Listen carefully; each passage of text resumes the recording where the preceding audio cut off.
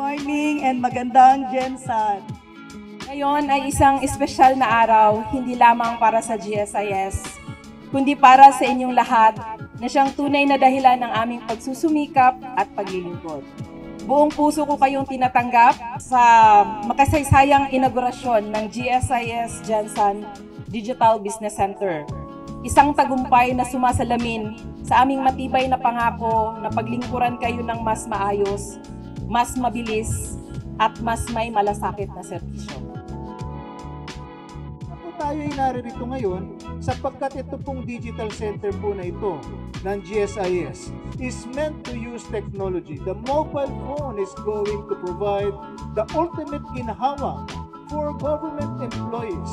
So at the benefit of technology, everybody is going to be able to avail of their loans.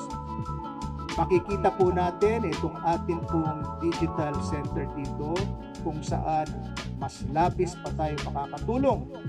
Loan application, annual fiscal revalidation, loan balance, and everything. But more importantly, as you go to the GSIS, what we would like to share with you is your ultimate customer experience is our goal.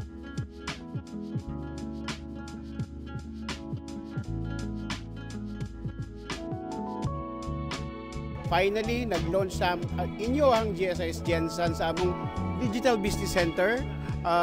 This is simply ang GSIS Touch nga gibutang namo sa among mga sa branch. Mga kapwa kong manggagawa sa gobyerno ng Jensan, meron muna po tayong Digital Business Center dito sa Jensan. Sa GSIS 360 Digital Business Center, ang mga transaksyon sa GSIS mas gihimong mas sayon ug mas paspas sa usa ka pindot lang. Maganda at mabilis. Sa GSIS Touch, mas napadasig kag lasasal ang pag-apply ko sa loan. Ang galing naman ng GSIS. Actually, ang future nyo, nakikita ko na. Ngayon pa lang, andito na, oh. Gamit ko na siya. Ang galing talaga.